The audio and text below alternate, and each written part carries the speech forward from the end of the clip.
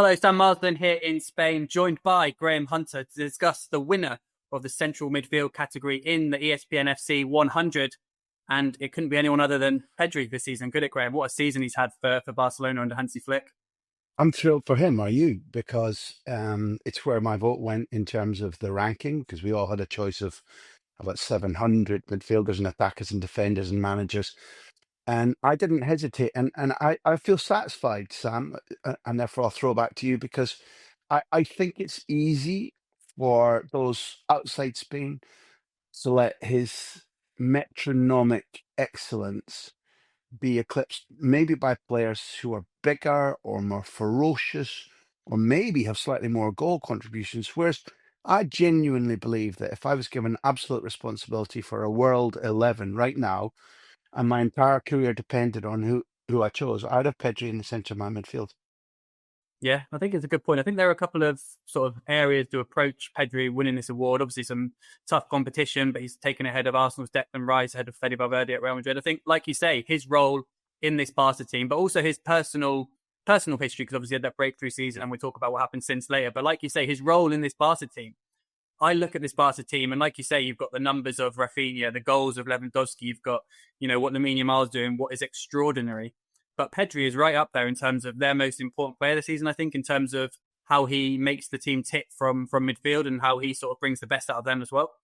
The debate's changed altogether because given that he was not only overplayed during that breakthrough season, when, by the way, he was the standout player in the Euros, I thought, and he was in the team of the tournament and went and won a silver medal with Spain in the Olympics.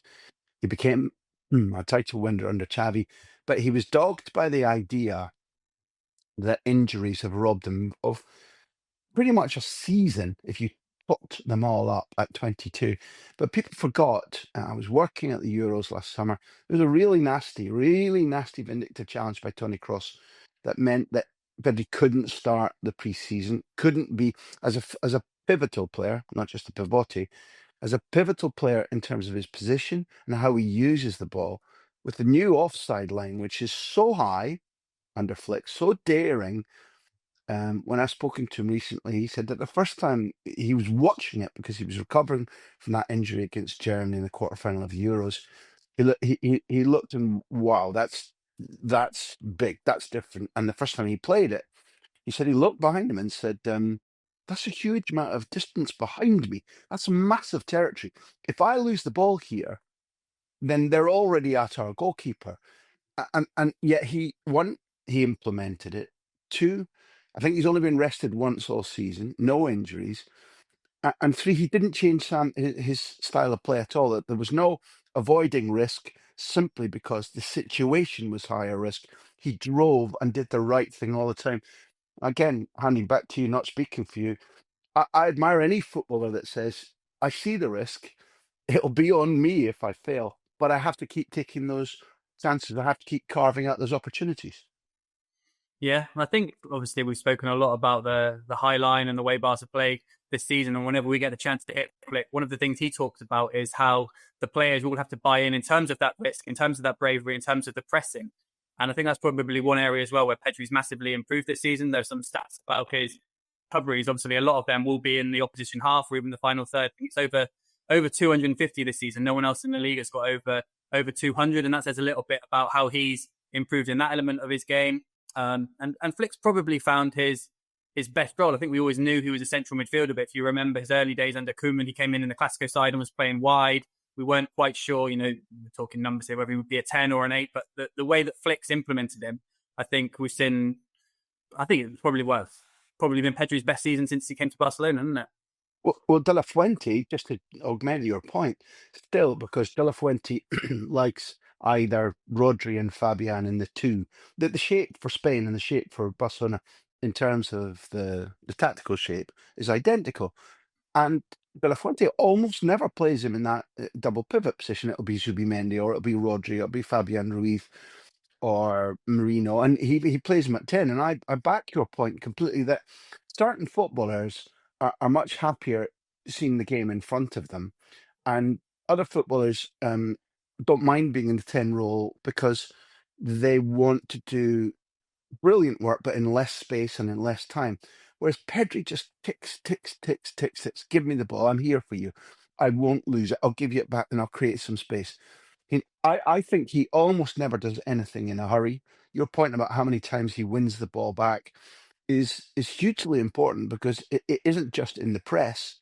He intercepts a lot too, telling you a lot about his brain. And even if we don't talk scientifically and talk about tactics, which we're all encouraged to do right now, when you started going to football, when I started going to football, either playing or watching, the thing that gave you joy was the person who could do with the ball kind of what they wanted and used possession to open space, to beat an opponent. And he will twist and turn and go in wonderful directions that, I honestly mean this, that Messi used to do, or Ryan Giggs used to do on the wing, or Messi at 10, whereby they're moving, they're showing one way, going the other, and you as a spectator or a journalist, you don't know, and the opponent doesn't know. And Pedri's doing that deep in the pitch. And again, when I mentioned this to him, because it perpetually puzzles me, does he have the same peripheral vision as Messi, and taking snapshots, as Pep used to call it, or does it just? And he said recently that it all comes naturally.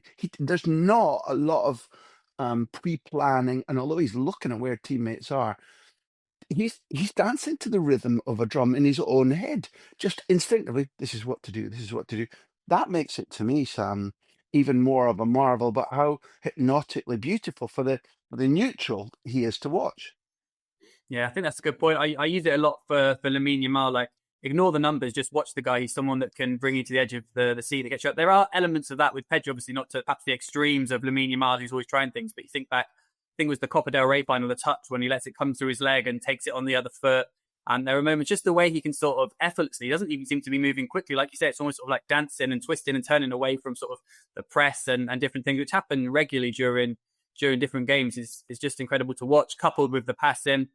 Just to sort of finish, he's still only 22, which seems incredible. Obviously, he had that debut season when he was sort of 16, 17, played all those games. There have been injuries since. We've now seen him have a great season. I guess the next question now is, what's the next step for Pedri, if there is one, and where does he improve? I think we sometimes fall into the trap of thinking, because he's, obviously we've spoken about him playing slightly deeper, but because he has historically been used by, like you say, De La Fuente as a 10 or on the wing under Koeman, for thinking he needs to provide more assists or score more goals. I'm not sure if that's necessarily fair. He probably can contribute a little bit more, but I think it's more just about sort of taking this season now and remaining as consistent as he has been this season, sort of building on that.